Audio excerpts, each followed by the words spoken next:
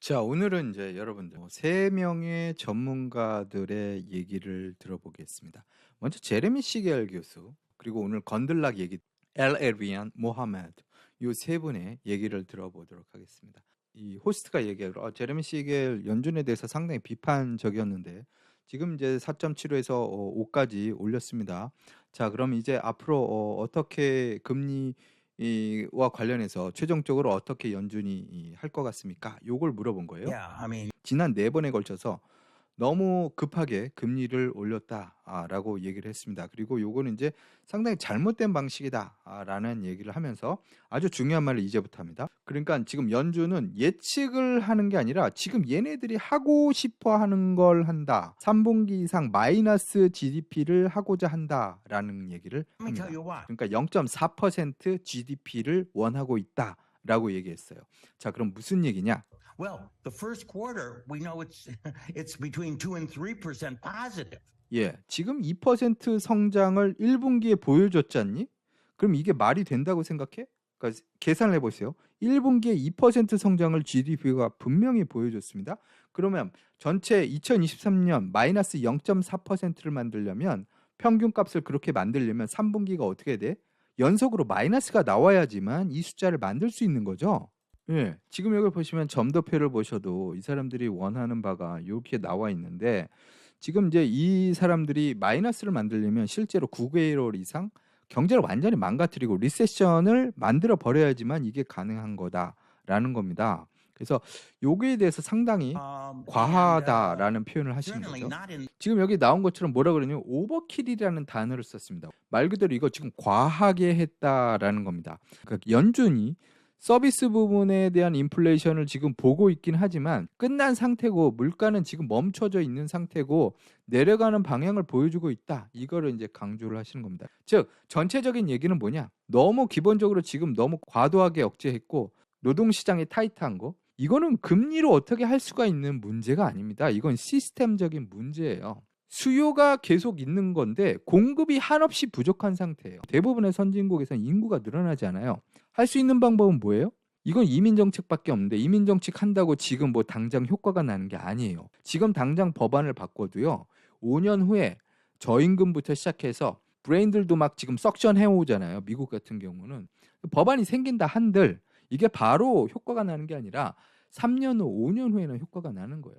금리로 실업률을 잡는다는 건 말이 안 되는 겁니다. 자, 그런데 요 분만 이제 그 얘기를 한 게 아닙니다. 건들락도 이제 비슷한 얘기를 해요. 예, 이제 그 물어보는 게 뭐냐면 지금 이제 은행 문제는 완전히 종료가 된 것 같다. 자, 그럼 이제 어떻게 될 것 같니? 단도직입적으로 물어봤습니다. 자, 여기서 뭘 얘기를 하는 거냐면 이제 이렇게 올라가잖아요. 여기서 이제 다시 올라가잖아요. 건들락이 얘기하는 건 지금 반등이 돼서 올라갈 거라는 겁니다. 스톰이 지나갔고 4,100 아니면 4,200 거기까지는 올라갈 것 같아. 그러니까 이분은 거기까지는 올라갈 가능성이 있어. 하지만 그 이상은 힘들어라고 얘기하는 거예요. 모든 것들이 통화 정책이 이미 발표가 됐고 그리고 금융 위기나 이런 것들도 없어져 버렸고 기술주에 대한 압력이 쭉 올라가고 있었습니다.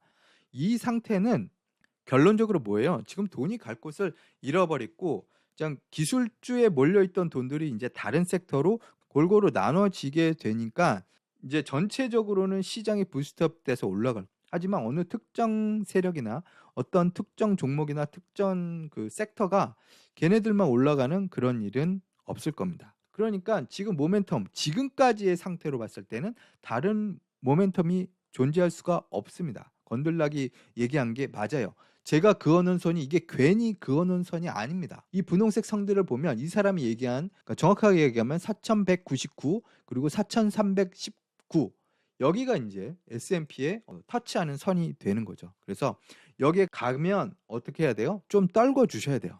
자, 그럼 요거 이제 엘 에리안에 대해서 들어보시면 어떨까요?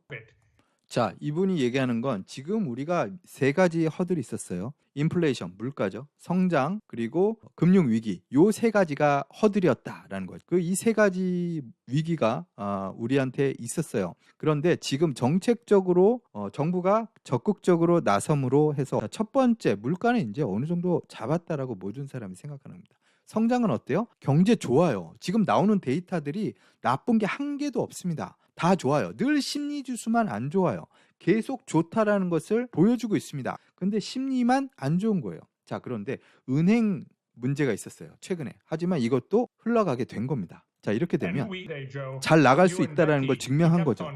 자, 이제 나쁜 점은 그럼 뭐냐 물어봤어요. 그랬더니 이제 최근에 그 우리가 금융 위기를 거쳤잖아요. 근데 이 여기에 대해서는 이제 규제의 실패라기보다는 감독의 실패가 있는 거잖아요, 정부가.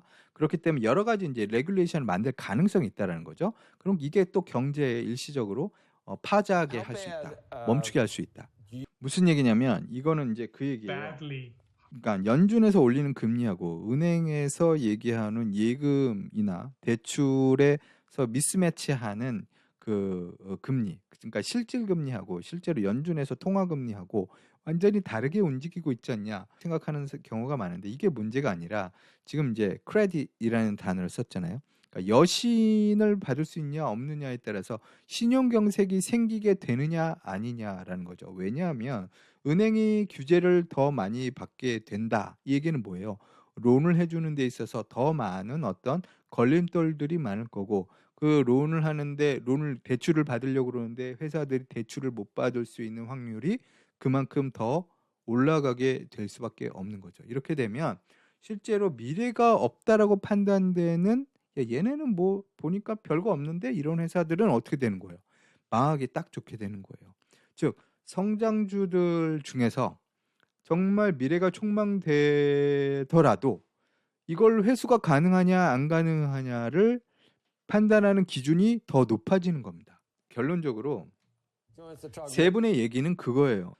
지금 연준이 잘못한 것 같고 이 연준이 잘못한 내용들에 관해서 뒷수습이 안 되면은 큰일 날 수 있다라는 결론입니다. 금리 인하에 대해서 얘기하는 순간이 오기 전까지는 어때요? 상당히 거칠은 길이 앞으로 있다라는 거죠.